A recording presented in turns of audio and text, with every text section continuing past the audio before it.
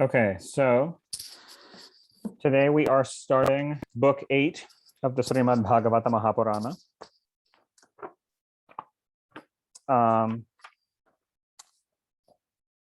Book 8, Discourse 1, is entitled The Manvantaras Described. The Raja submitted, I have heard at length in this context, O Guru, of the line of Swayambhuva Manu, in which figured the posterity of Marichi and others, all of the Prajapatis, in the first Manvantara, the Swayambhuva Manvantara, which is when all of the stories that we've heard so far took place, ever since Parikshit started narrating. Speak to us about the other Manus.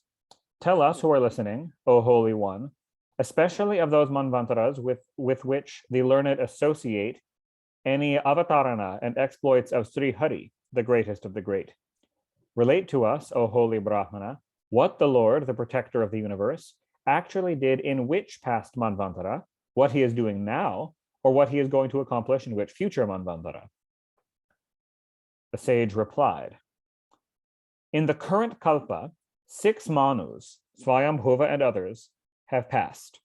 Of these, an account of the first has been narrated to you, as well as the story of the creation of gods and other creatures, such as demons and human beings.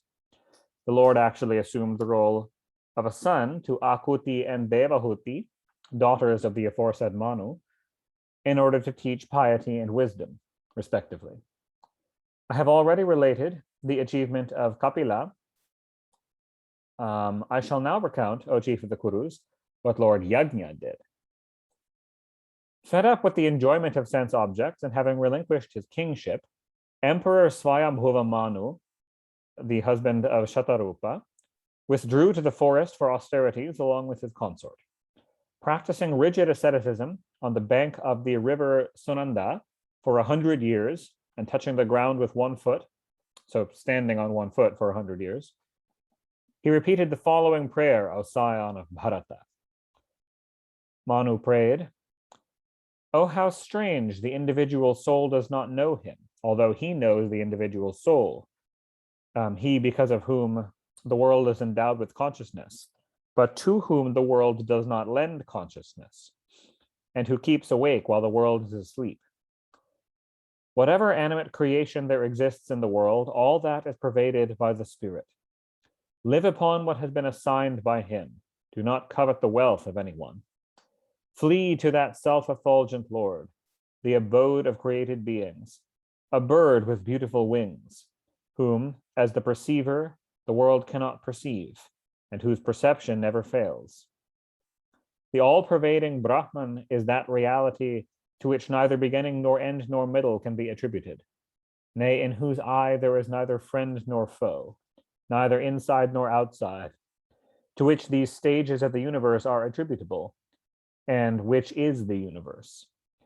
The aforesaid Lord has the universe for his body and bears innumerable names. He is true, self-effulgent, unborn and ancient. By his own energy, he undertakes the creation, etc., of this universe, and having set aside the said Maya by his energy, he remains actionless. Therefore, the sages undertake actions in the first instance for the sake of actionlessness. For a man performing duties generally attains liberation, meaning who performs his duties perfectly will tend to set him on the path of moksha, particularly if he performs them as an offering to the Lord. The Almighty Lord does engage in action, but does not get attached to it, inasmuch as he has all his objects accomplished through the realization of his own character. They who follow in his footsteps never suffer. I take refuge in that Lord who, though engaging in action, is yet free from egotism, being all-wise, perfect, and above cravings, and is independent, who teaches humanity, steadfast to the course of conduct prescribed by himself because of his being the protector and upholder of righteousness. Sri Shuka continued, finding him repeating the aforesaid mystical prayer consisting of sacred texts, it's consisting of sacred texts because that whole passage is almost verbatim quoted out of the Vedas. from the Ishavasya Upanishad, from the Yajurveda. Absorbed in profound and abstract meditation, demons and ogres, impelled by hunger, assailed him on all sides with intent to devour him. Seeing them thus resolved, the all-pervading Srihari, in the form of Lord Yajna, the avatar presiding over Yajnas, son of Dharma and Akuti, surrounded by the gods known as the Yamas, came and slew those demons who were attacking Swayambhuva Manu during his tapas, and ruled in heaven as Indra, since the Srihari's Yajna avatar was the Indra during the Swayambhuva Manvantara. There's a footnote here explaining this, that as was mentioned in the previous book, every Manvantara is presided over by a body of divine administrators consisting of a Manu as the head of the human race, a group of gods, the Manu's sons, and Indra ruling over the three worlds, the Saptarishis, the seven Saptarishis, and a part manifestation, an Avesha avatara of God himself. In the first Manvantara of the present Kalpa, which was known as the Swayambhuva Manvantara, after the name of the Manu presiding over it, which was Swayambhuva, the Manu is known as Swayambhuva. Priyavrata and Uttanapada were his two sons. We've heard their whole life stories already. The gods were known by the name of the Yamas, rather than the Adityas, which is their current set. The avatar Lord Yajna himself held the office of Indra, while the Saptarishis were Marichi, Atri, Angira, Pulaha, Kratu, Pulastya, and Vasishta.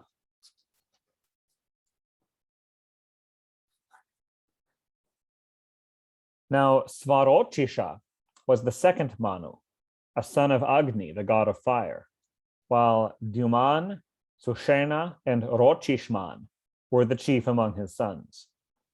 In that Manvantara, of course, the Indra was known by the name of Rochana, while Tusita and others were the gods, the others. So the devas at that time were Tusita, Tosha, Pratosha, Santosha, Bhadra, Santi, Idaspati, Idma, Kavi, Vibhu, Svahna, and Sudeva.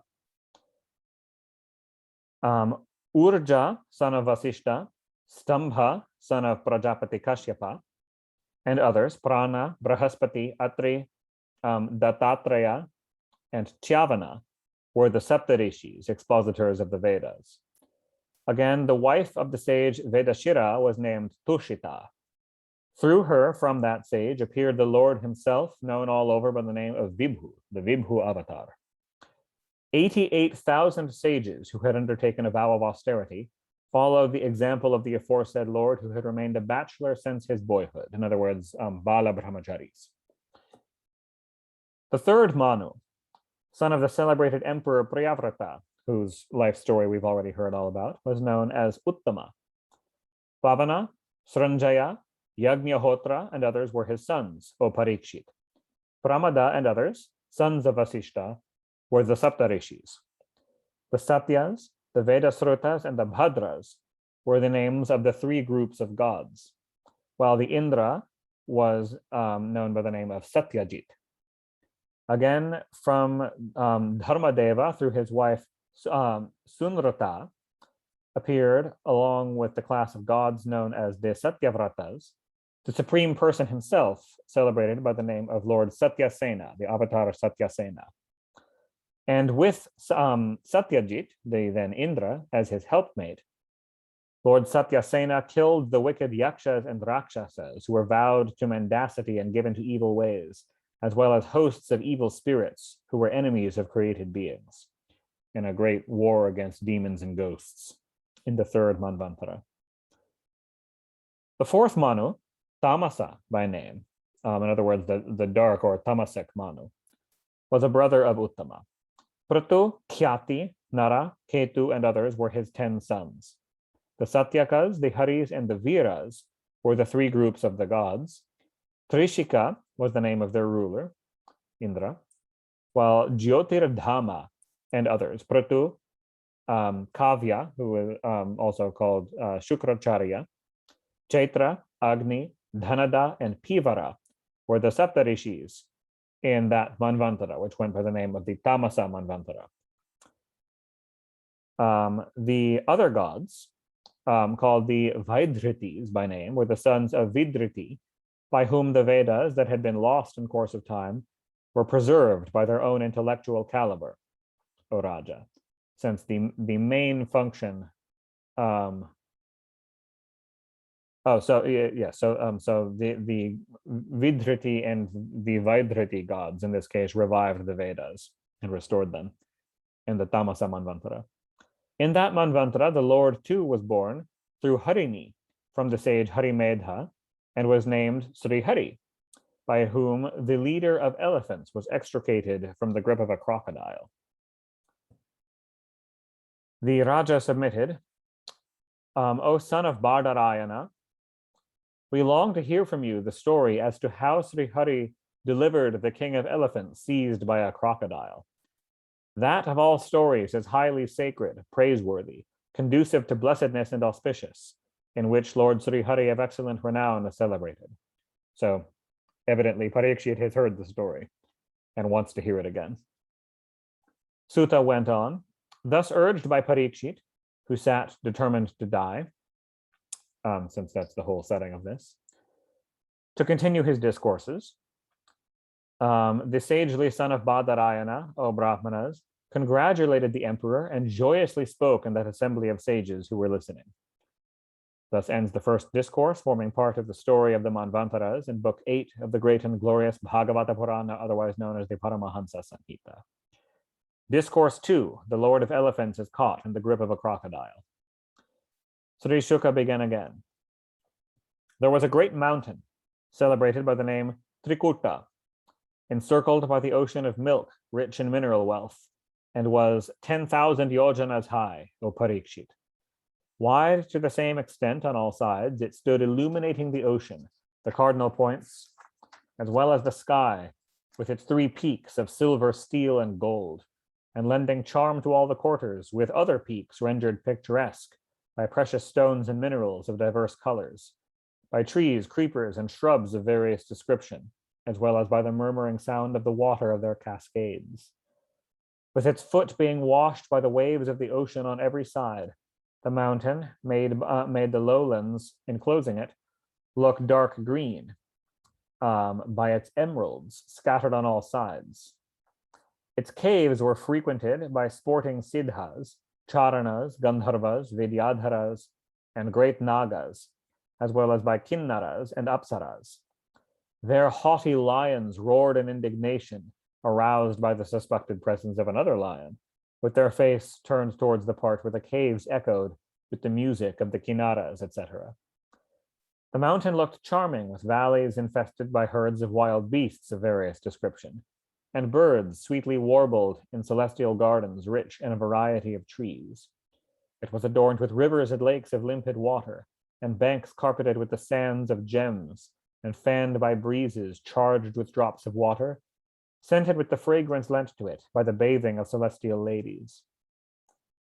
In a valley of that mountain, there existed a garden belonging to the glorious and high-souled Varuna, the god of water, the garden bore the name of Rutuman, and was the sporting ground of celestial ladies. On all sides it was graced with celestial trees, ever full of flowers and fruits, and was fenced with mandaras, those are acacia trees, parijatas, which are coral trees, patalas, ashokas, and champakas, different species of mangoes, prayalas and panasas, which are breadfruit trees, as well as with amratakas, which are the hog plum trees, karamukas, which are the areca palm, and coconut trees, date palms, and bijapuras, which are citrons, madhukas, shalas, palmyras, tamalas, asanas, arjunas, arishtas, which are the soapberry tree, urumbaras, plakshas, banyan trees, kinchukas, and sandal trees, nimba trees, kovidaras, saralas, which are a species of pine trees, deodars, which are great mountain fir trees, vines, sugar canes, plantains, and rose apples, plum trees, akshas, the yellow myrobalan and the normal myrobalan trees, bilvas, kapitas, and jambiras. Jambiras are lemons, as well as by bhalatakas, the marking nut trees, and so on. In that garden, there existed a very extensive lake, studded with splendid golden lotuses. It looked grand with the splendor of lilies and lotuses of various species, such as utpalas, kalharas, and shatapatras, and was resonant with the humming of intoxicated bees as well as by sweetly warbling birds.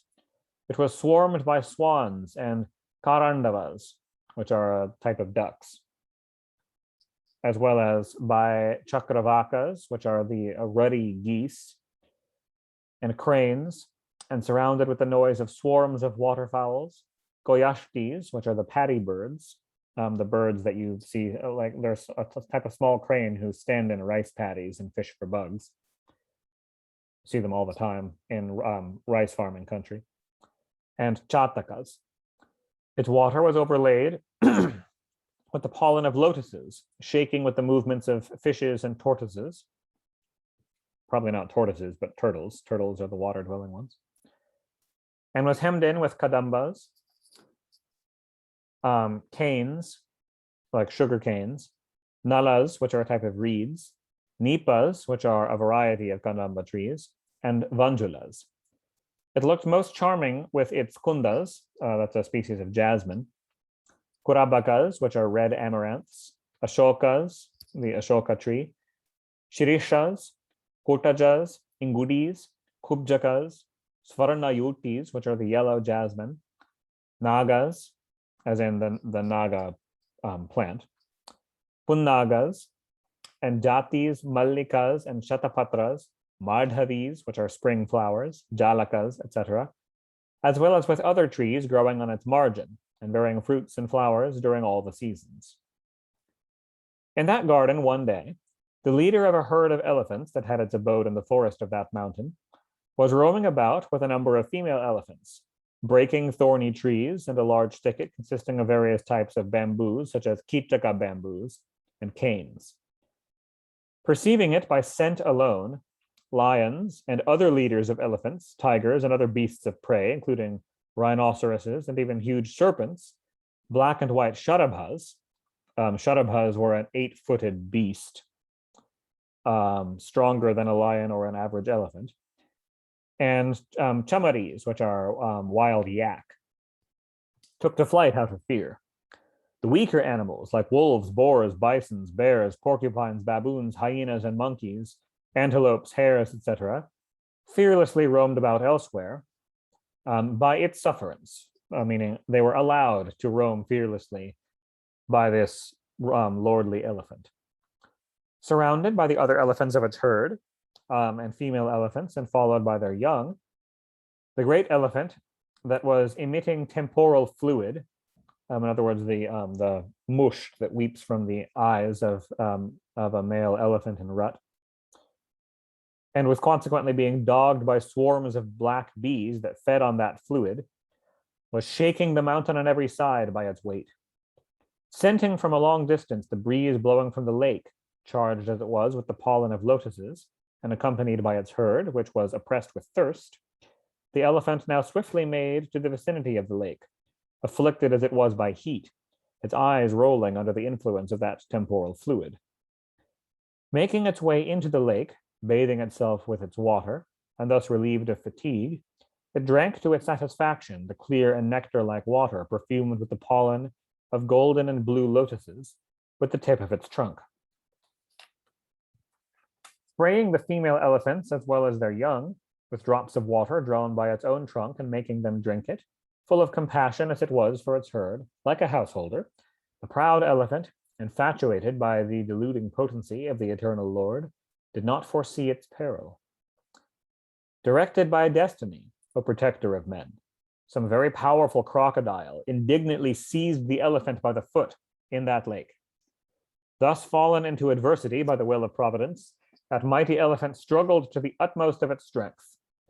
Perceiving the leader of their herd being thus forcibly dragged by the mighty foe, and unable to help itself, the female elephants, whose mind was perplexed, shrieked, while the other elephants, even though they tried to help their leader, could not liberate it. While the lord of elephants and the crocodile were thus contending and pulling each other, the one outside and the other inside, both remaining alive, 1,000 years rolled by, O ruler of the earth. The gods looked upon this as something strange, since clearly this is some sort of divine Leela. After this, there came about a great depletion of spirit, strength, and vitality of the king of elephants, as it was being dragged in water for such a long time and was now languishing. While in the case of the crocodile, all this turned out to be otherwise. It was getting the better of it over a vast, almost cosmic span of time, as if this fight has been supernaturally prolonged to an extreme extent.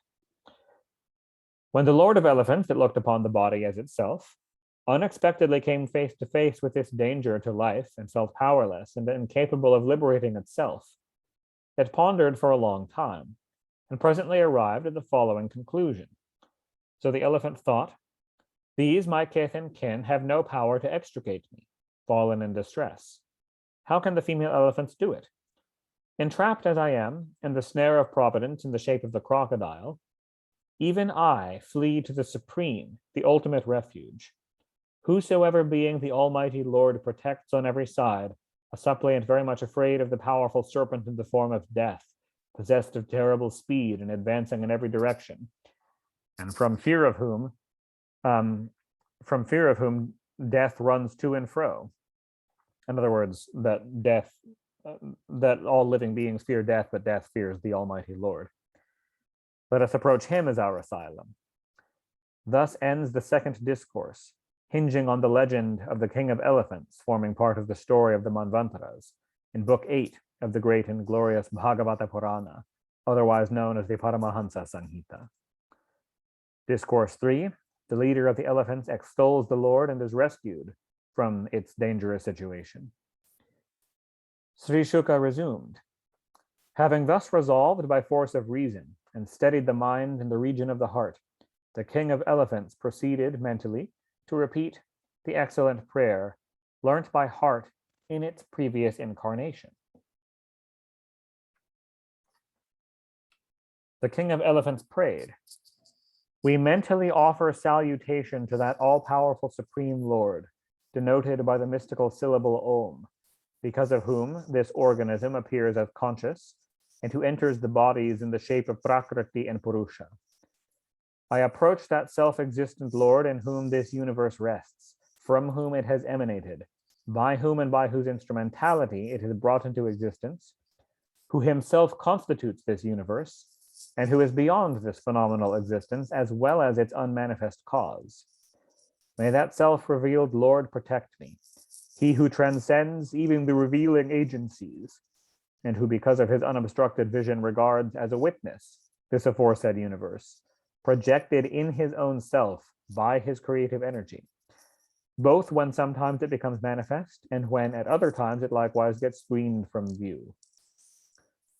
When the spheres and their guardians are reduced to the states of the 5 elements and all the causes get dissolved by lapse of time, impenetrable and fathomless darkness prevails at that time.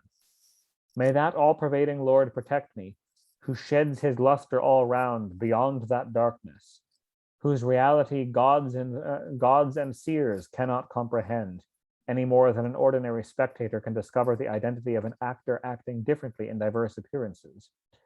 Much less can any creature know or describe it, his course of conduct being hard to fathom. He alone is my refuge, whose most auspicious nature contemplative souls that have completely shaken off attachment and are identified with and benevolently disposed towards all created beings, and exceedingly pious in character, are eager to perceive, for which they scrupulously observe in the woods, away from the bustle of worldly life, sacred vows, beyond the capacity of ordinary people. Hail, hail to that all-perfect Supreme Lord of infinite potencies and wonderful activity, devoid of form yet possessed of innumerable forms, for whom there is neither birth nor actions, neither name nor form, and in whom there is neither merit nor demerit. Nevertheless, who assumes these from time to time by his own Maya for the destruction and creation of the world. Salutations to the Supreme Spirit, who is revealed by his own self and stands as the witness. Greetings to him who is entirely beyond speech and mind and the faculties of mind.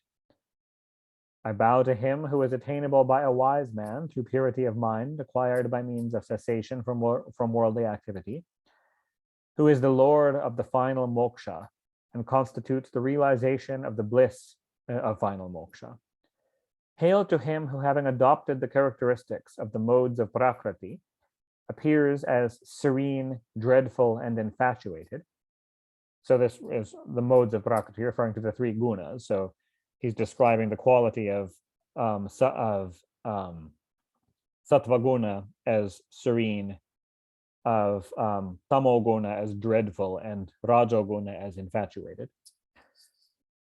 But who is destitute of difference and uniform on a deeper level. Hail to him who is wisdom crystallized. I bow to you, the knower of psychophysical organisms, the ruler and witness of all. Salutations to the source of all jivas, as well as of prakriti, the source because existent before them all. Greetings to you, the perceiver of all the senses of perception as well as of their objects, the source of all cognitions, who are indicated by the phenomenal existence, as well as by nescience, inasmuch as it is you who are reflected in the shape of existence. Hail, hail to you, the cause of all. Yours, the cause of all effects, yours if without a cause, and a wondrous cause, in the sense that unlike other causes, you remain unchanged even though assuming the form of the universe. Salutations to you, constituting the great ocean to which all tantras and Vedas are directed, the embodiment of final moksha, the refuge of the great. I bow to the Lord who is the fire of consciousness hidden in the aranis, hidden in the aranis of the gunas. So the aranis are the sacred Vedic fire sticks. So hidden in the aranis of the gunas mean that within the interplay of the gunas causes the sparks of the fire of consciousness, whose creative will is aroused when the equilibrium of the gunas is disturbed, and who reveals himself of his own accord to those who have kept at a distance the injunctions and interdictions of the Shastras by dint of contemplation on the truth of the spirit. In other words, who have not gotten too bogged down in the rules of the Shastras, who recognize their value, but keep in mind the truth of the one spirit underlying them. I bow to the Lord of boundless compassion, who is not only ever free, but is also capable of finally undoing the cords binding the beast-like souls, akin to me, fallen, at his mercy, who knows no weariness. My greetings to you, the Almighty and Infinite Lord, who by a part of your being appear as the inner controller in the mind of all embodied souls. Hail to the all-powerful Lord, who, being entirely free from attachment to the objects of senses, is unattainable by those attached to their body, children, friends, house, wealth, and kinsmen, and who, being consciousness itself, is constantly contemplated upon by emancipated souls in their own heart. May that Lord of unbounded mercy bring about my complete deliverance, by worshiping whom those seeking religious merit, objects of sensuous enjoyment, riches, and final moksha attain their desired goal, who grants them other boons too, as well as an undecaying body. I glorify that imperishable, all-pervading, subtle, infinite, and absolutely perfect, supreme, the first principle, the ruler of the greatest, who, though unmanifest, is attainable through yoga directed towards the Supreme Spirit, who is beyond the senses and appears as though exceedingly remote, and from whom people exclusively devoted to him, even those who have sought shelter in the Lord, do not seek any boon, but are immersed in an ocean of bliss while singing his most marvelous and highly auspicious stories. The Lord, by whose minutest ray the gods with Brahma as their head, the Vedas and the animate and inanimate worlds have been created, with an infinite variety of names and forms, and from whom the self-luminous one, this phenomenal world, which is a modification of the three gunas, consisting as it does of the intellect, the mind, the indriyas, the bodies with which a jiva is invested in the course of its mundane existence, emanates, and into whom it returns, and the same way as flames emanate again and again from fire itself, from the fire element, that flames here and there, individual fires, appear and then become unmanifest back into the principle of fire. And likewise rays from the sun. That Lord is, really speaking, not a god, nor a demon, nor a human being, nor an animal. He is neither a female nor a male, nor a person of the third sex, nor is he an asexual creature. He is neither an attribute nor an action, neither an effect nor a cause. He is that which remains after everything else has been negated, and constitutes all. May he reveal himself. I do not long to survive. What have I to do here with this elephant life, enveloped as it is with ignorance in and out? I seek the lifting of the veil that screens the light of the spirit, and the tearing of which is not possible by time. Such as I am, I bow to that all-pervading spirit, which not only creates the universe, but constitutes the universe, and is yet other than the universe, which toys with the universe, and is the soul of the universe, which is devoid of birth, and is the supreme goal. I do homage to that master of yoga, whom yogis that have burnt their karma by means of devotion directly perceive in their heart, purified through yoga. Hail, hail to you of endless potency, the protector of those who have taken refuge in you, the force of whose threefold energy is irresistible, who manifest yourself as the objects of all the senses of perception, and whose path is unattainable by those whose senses are directed towards the outside world. I have sought that Lord whose glory cannot be easily surpassed, and due to whose maya this jiva is unable to know its own self, obscured by the ego sense. Sri Shuka continued. When these gods, the creator and others, who are identified with their respective distinctive forms, did not approach the king of the elephants, that had referred to the Lord as devoid of any particular form, as aforesaid, Sri Hari, who had taken his avatarana from the loins of Harimedha through his wife Harini, and who embodies all the gods because of his being the soul of all, manifested himself on that spot.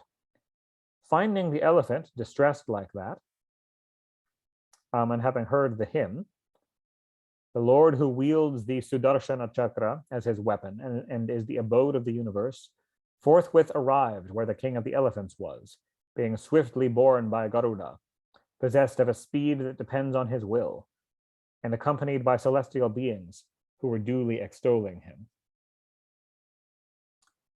Beholding Sri Hari on Garuda in the air, with the chakra uplifted, and holding up its trunk with a lotus as an offering, the elephant, seized inside the lake by the mighty crocodile, and distressed, uttered with difficulty the words, "Hail to you, O Lord Narayana, the Jagadguru." Perceiving the elephant afflicted and alighting all at once, out of compassion, the birthless Sri Hari speedily pulled the king of the elephants, along with the crocodile, out of the lake, and while the gods stood looking on, extricated the elephant from the crocodile, whose jaws had been rent open by the chakra.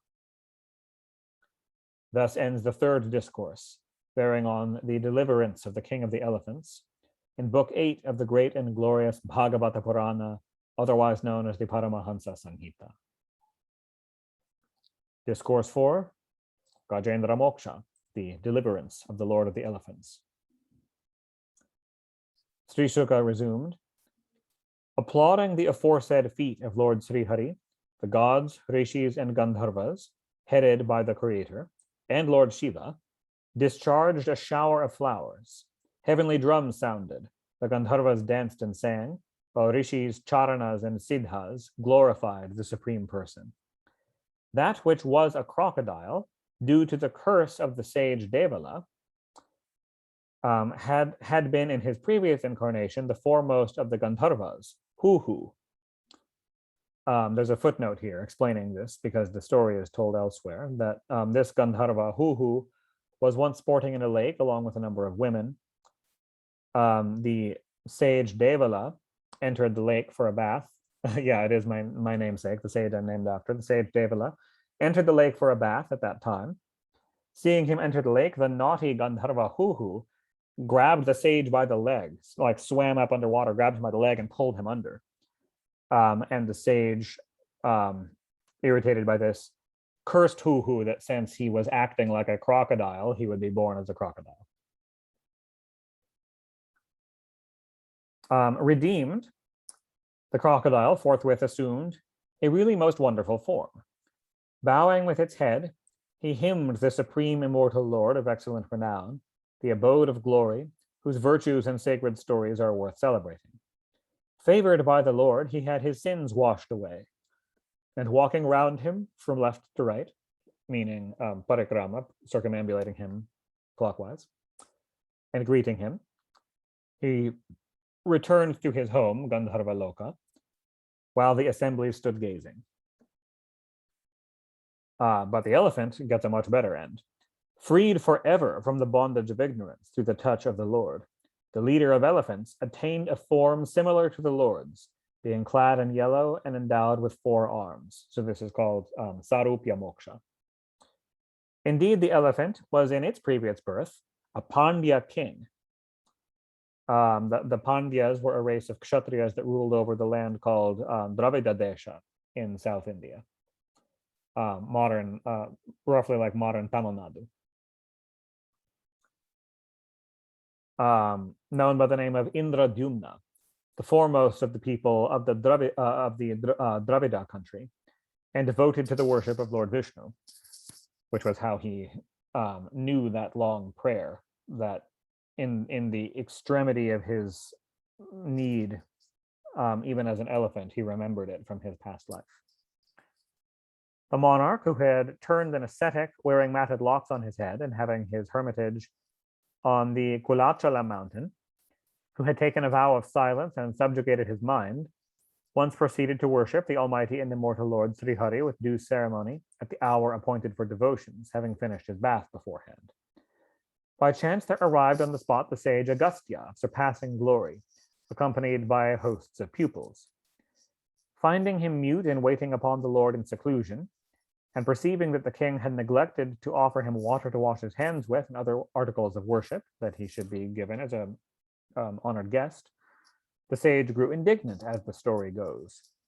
On Indradyumna, he pronounced the following imprecation: "This impious, evil-minded, and uncultured fellow has insulted a Brahmana at this moment. Let him be steeped in blinding ignorance. Since he is dull-minded like an elephant, let him be born as an elephant." Sri Suka continued, "Having cursed Indradyumna, as aforesaid, the glorious Agastya went on his way along with his followers, O Parikshit. Taking the curse to be a freak of destiny, the Rajarishi Indradyumna too entered the womb of an elephant that obliterates the consciousness of the self. It was by virtue of his adoration of Sri Hari that God remembrance was awakened in him at the right moment, even in the body of an elephant. Having thus liberated once for all the leader of the herd of elephants, and accompanied even by that elephant, transformed into the state of a divine attendant, and taking his seat on the back of Garuda, Lord Sri Hari, who has a lotus sprung from his navel, withdrew to his transcendent realm, his feet being celebrated by Gandharvas, Siddhas, and gods. The glory of Sri Krishna, or Lord Sri Hari, O Maharaja, has been narrated to you by me in the form of the aforesaid Gajendra Moksha, the deliverance of the king of elephants, which leads to heaven, is conducive to renown, wipes out the impurities of the Kali Yuga, and eliminates bad dreams in the case of those who listen to this story. O chief of the Kurus. It's a traditional remedy for nightmares, particularly children who have nightmares. to tell them this story and encourage them to pray for deliverance from the nightmare, as if the nightmare is the crocodile. Rising in the morning and getting purified, members of the twice-born classes seeking welfare duly recite this story for neutralizing a bad dream, and so on. Full of joy, the all-pervading Sri Hari, who embodies all created beings, told the king of elephants as follows: O jewel of the Kurus, all living beings present there listening, the Lord said, rising at the close of the third watch of the night, so the watches of the night, that means that the first watch of the night is from sunset to halfway to midnight. The second watch of the night is from that to midnight. So the third watch of the night starts at midnight and is halfway between midnight and dawn. So at the close of the third watch of the night means halfway between midnight and dawn. Purified and fully composed in mind, they who remember me and yourself, as well as this lake, the yonder mountain Trikuta, with its caves and the forest clothing it, the clusters of canes and bamboos, bamboos of the hollow and solid types, the celestial trees in this forest, these three peaks of the Trikuta mountain, the realms of the Creator, Lord Shiva, and myself, the ocean of milk and the resplendent Shveta Dvipa, each being my favorite abode, the Shveta Dvipa island, Srivatsa, the mark on his chest, the Kalstupa gem, also on his chest, as well as my garland of sylvan flowers, or my necklace of pearls known by the name of Vaijayanti, my mace Kaumodaki, my chakra Sudarshana, my Kanch Panchajanya, Garuda possessed of beautiful wings, the king of birds, Shesha, the serpent god, who is my subtle emanation, goddess Sri Lakshmi, who has her abode in me, because she is always in his heart, the creator, Brahma, the sage Narada, Lord Shiva, the source of prosperity, as well as my eminent devotee, Prahlada, the deeds performed through my avataranas, such as the fish, the turtle, and the boar, which yield an inexhaustible store of merit, the sun god, the moon god, the god of fire, the consumer of oblations, the pranava, which is the mystical syllable om, truth, the unmanifest primordial matter, the cow and the brahmanas, the sanatana dharma, the daughters of Daksha, who are the wives of Dharma, as well as the wives of the moon god and Kashyapa, the rivers Ganga, Saraswati, Nanda, which is short for Alakananda, and Kalindi, which is another name for the Yamuna River, the white elephant Airavata, the mount of Indra, the lord of paradise, my immortal devotee Dhruva, the 7 Brahmana sages, meaning the Saptarishis, and men of sacred renown, such as Nala, Yudhishthira, and Janaka. My manifestations are actually freed from all sin. And to them who, waking at the close of night, at the commencement of the period known as the Brahma Muhurta, extol me by means of this hymn, O dear one, I vouchsafe unclouded memory at the moment of death, which is an extremely valuable thing to have, to be able to uncloudedly remember the Lord at the moment of death. Sri Shuka went on, having spoken thus and blowing his excellent Kanch Panchajanya and delighting the host of gods, Sri Hari, the controller of the senses, mounted Garuda and presumably flew away. Thus ends the 4th discourse, entitled Gajendra Moksha, in Book 8 of the great and glorious Bhagavata Purana, otherwise known as the Paramahansa Samhita. Discourse 5, the gods resort to Brahma, and Brahma glorifies the Lord. Sri Shuka resumed, O king, the sacred account of the aforesaid exploit of Sri Hari in the shape of Gajendra Moksha, which wipes out one's sins, has been narrated to you. Now hear the story of the Manvantara presided over by Raivata. The 5th Manu, Raivata by name, was a co-uterine brother, meaning a twin brother, of Tamasa, the fourth Manu. Bali, Vindhya, and others, the eldest of whom was Arjuna, were his sons. No relation to the Arjuna of Mahabharata fame, another person by the same name. Vibhu was the Indra, the lord of paradise, of the Raivata Manvantara, while the Bhutarayas and others were the hosts of gods at that time, O Parikshit. Hiranyaroma, Vedashira, Urdhva Bahu, and others were the Brahmana seers, the Saptarishis. The Bhagavatam does not say who the other Saptarishis of the Raivata Manvantara was, but the Harivansha, the appendix of the Mahabharata, does. The other four were named Devabahu, Sudhama, Parajanya, and Mahamuni. Vikunta was the wife of the sage Shubhra. From the union of these two appeared in his partial being, meaning an Avesha avatar, the Lord himself under the name of Vaikunta, along with the foremost of the gods known by the name of the Vaikuntas. It was by him as requested by his divine spouse, the goddess Rama. Rama with a long second A is another name of Lakshmi. And with the intention of pleasing her, that the divine region of Vaikunta, the adored of all the worlds, was brought into existence. His glory and excellences, as well as his supreme elevation, have already been recounted way back in Book 3 of the Bhagavatam. He who would exhaust the virtues of Lord Vishnu might as well count the particles of dust of the entire world. The sixth Manu was the son of Chakshu, Chakshusha by name, while Puru, Purusha, Sudyumna, and others were the sons of Chakshusha Manu. Mantra Druma was the name of the Indra during the Chakshusha Manvantara, while Apyas and others were the hosts of the gods at that time.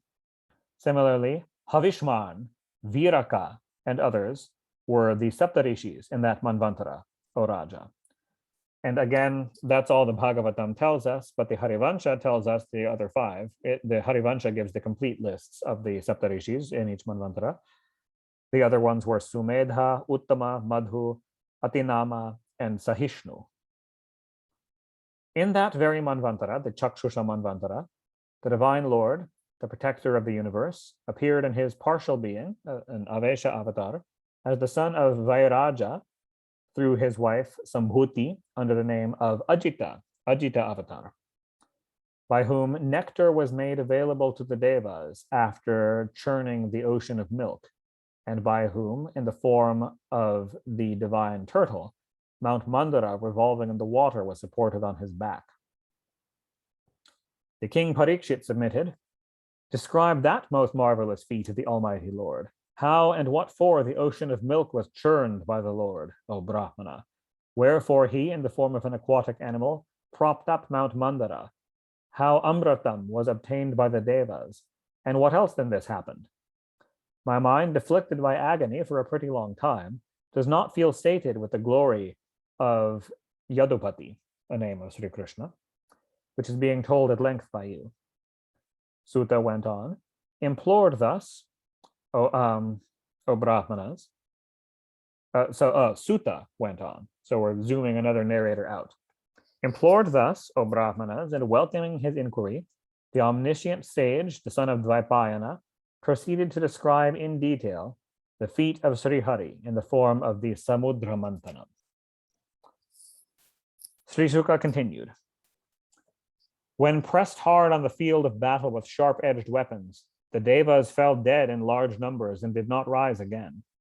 And when, as a result of the imprecation pronounced by the sage Durvasa, O ruler of men, the three worlds, along with Indra, their lord, were divested of their splendor, sacrificial and other performances disappeared. So the Bhagavatam here does not explain this curse of Durvasa, but a footnote explains that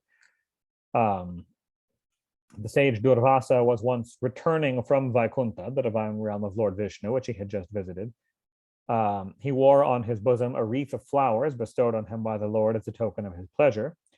On the way, he met Indra riding his elephant Airavata.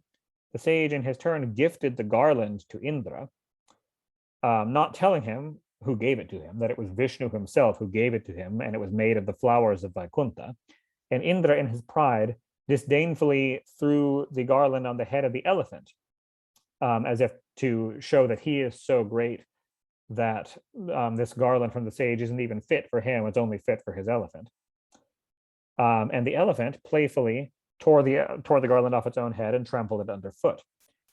And at seeing this, the sage Durvasa, who is famously irascible and prone to rage, grew indignant and pronounced the curse that Indra, as well as the three worlds ruled over him, would be divested of their splendor, just as the garland had been divested of its splendor by being trampled underfoot by an elephant.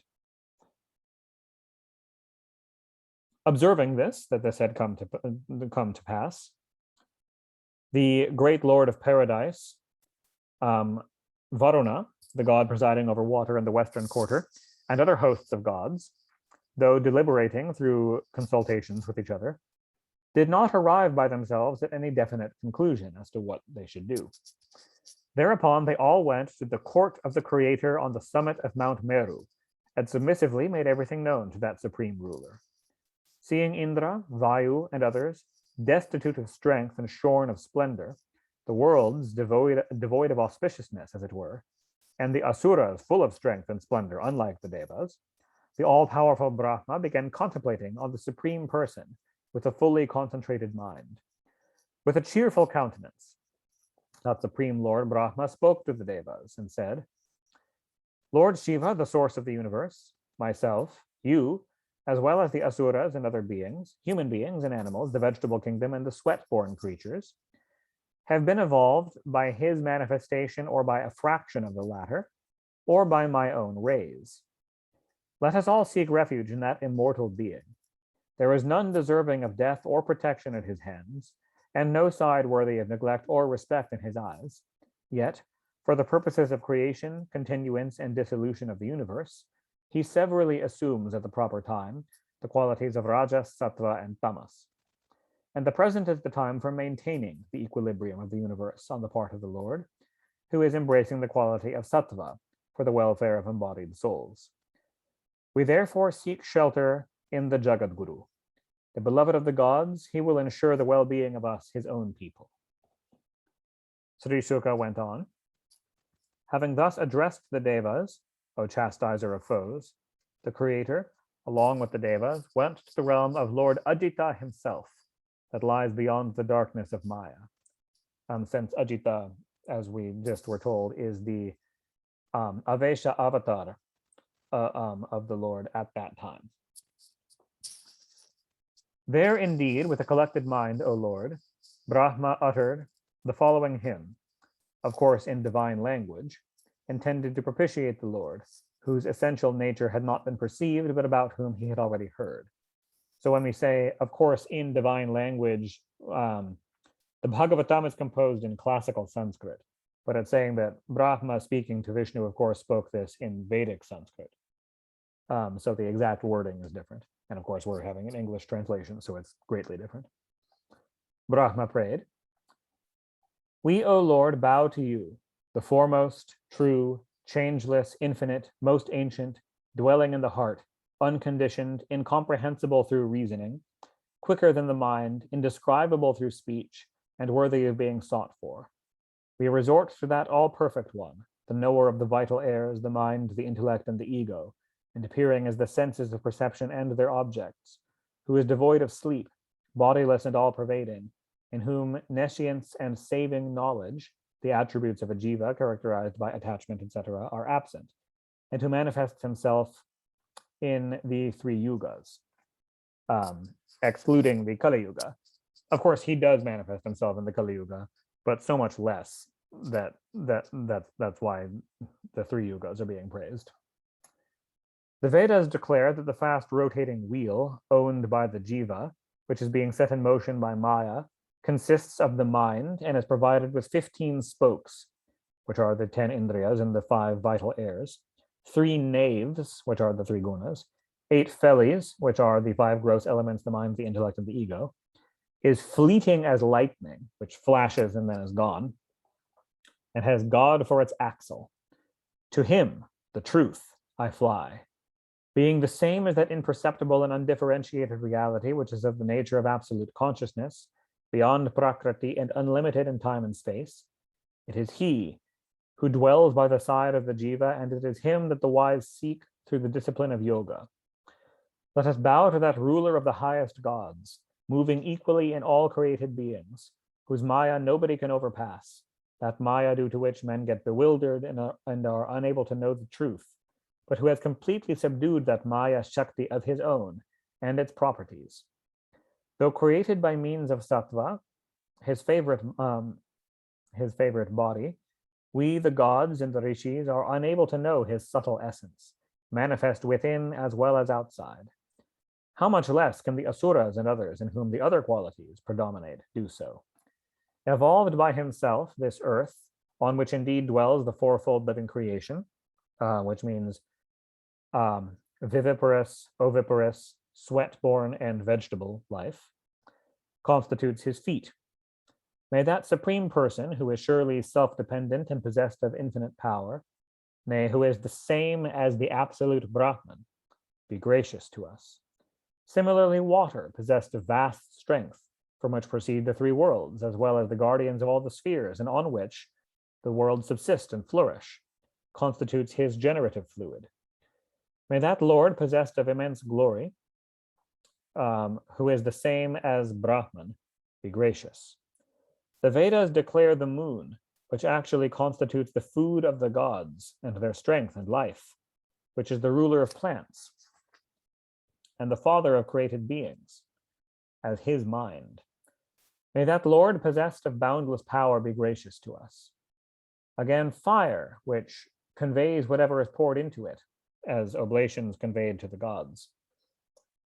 Nay, which was brought into existence for the sake of rituals alone, and which constantly assimilates digestible substances, came to be his mouth. May that Lord, possessed of infinite power, be gracious to us. The celebrated sun god, who figures on the path of the gods, the bright path leading gradually to the divine abode of the Lord, whose body is constituted of the 3 Vedas, meaning the Rig, the Yajur, and the Sama Vedas, who is a seat of Brahman, who not only represents the door to liberation, but is immortality itself, and who is characterized as death, constitutes the Lord's eye.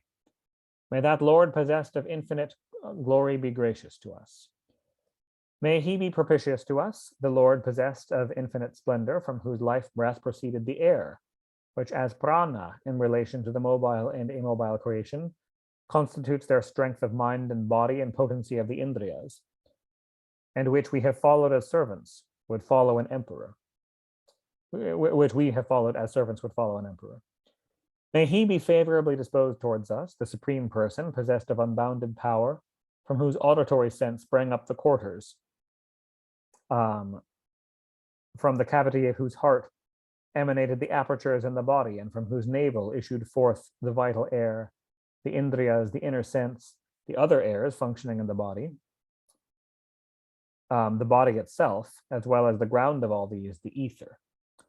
May he be favorably inclined towards us, the Lord, possessed of unbounded glory, from whose strength sprang up the mighty Indra, the Lord of paradise, from whose grace the Devas, from whose wrath Lord Shiva, the Lord of Mount Kailasa, from whose intellect Brahma, the creator, Brahma himself says, from whose apertures in the body the Chandahas, as well as the Rishis, and from whose membrum virile, from whose penis, emanated Prajapati. May he be propitiated to us, the Lord possessed of infinite glory, from whose bosom issued forth Sri, the goddess Sri, by whose shadow were brought forth the ancestors, from whose breast sprang up Dharma, from whose back Adharma, from whose head heaven, and from whose recreation proceeded the Apsaras. May he be gracious to us, the Lord possessed of infinite power, from whose mouth sprang up the Brahmana, as well as the Veda, treating of subjects falling beyond the scope of the senses, from whose arms the Kshatriya, as well as the strength, from whose thighs the Vaishya and the skill in business, and from whose feet emanated service and the Shudra. May he be favorably inclined to us, the Lord possessed of infinite glory, from whose lower lip emanated greed, from whose upper lip love, from whose nose splendor, by whose touch was engendered concupiscence, which is agreeable to animals and those akin to them. In other words, sexual pleasure. From whose eyebrows sprang up Yama, and from whose eyelashes came forth Kala, the time spirit.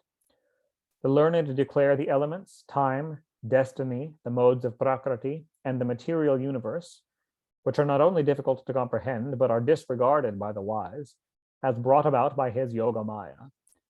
May that Lord possessed of boundless power be favorably disposed towards us. Salutation be to him, in whom energies have become dormant, whose mind remains sated with the enjoyment of supreme bliss, which is his very nature, who never gets attached to the gunas created by Maya through his faculties, and whose role is similar to that of the air, which, though moving everywhere, does not get attached anywhere. Such as you are, be pleased to reveal yourself in such a way as to come within the range of our senses, to us that have resorted to you, and are eager to behold your smiling lotus-like countenance. For through diverse forms assumed at his own sweet will from time to time, O Lord, the Almighty himself, does that work which is beyond our capacity. The actions of embodied souls who are attached to the pleasures of sense involve much hardship and are of little consequence. Nay, more often than not, they prove altogether futile. Action which has been resigned to you is never like that. Even a poor semblance of action, resigned to God, can never lead to frustration, for being the self of the jiva, that Lord is beloved of and friendly to the latter. And anything resigned to a beloved friend should never cause disappointment, because it is a joy to do action for a friend, and thus it is a joy to do action for the Lord, regardless of its fruits. Even as watering the roots of a tree is nourishing its trunk and boughs as well, so indeed, to propitiate Lord Vishnu is to propitiate all as well as oneself. Hail to you, the infinite Lord, whose spontaneous movements are hard to comprehend, who, while transcending the gunas, are their ruler, and are now established in sattva. Thus ends the fifth discourse, forming part of the story relating to the churning of the ocean for the sake of nectar, the Samudra Manthanam story, in Book 8 of the great and glorious Bhagavata Purana, otherwise known as the Paramahansa Samhita. And I think that might be a good place to stop. It's 10 o'clock and we just are at the very start of the Samudra Manthanam. So I think we can dive in and have the Samudra Manthanam story proper next time.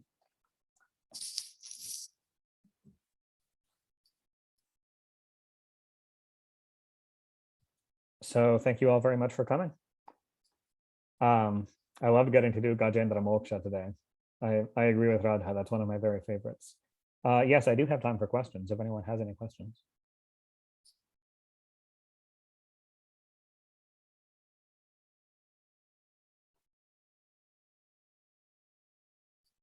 Who are the present Saptarishis? Who are the present Saptarishis? I would have to look that up. I believe we're going to get to the present Saptarishis of the current later on in book. I think it is in book 8 after the Samudra Manthanam. It carries on with the descriptions of the Manvantaras, and it does get to the present one. I don't remember the specific list of 7 off the top of my head. They're used in yajnas and such. In certain mantras they're mentioned, but may be able to quickly find it toward the end of book 8.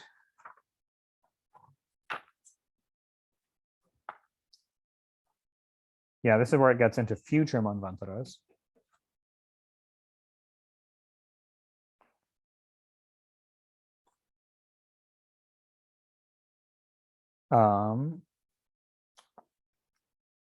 Here it is. Found it.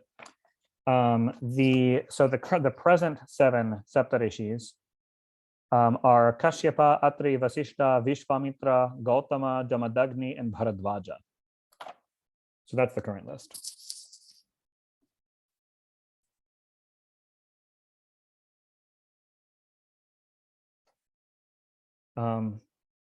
All right, I think I will end the recording, though I can hang around a bit more if anyone wants to talk or has more questions.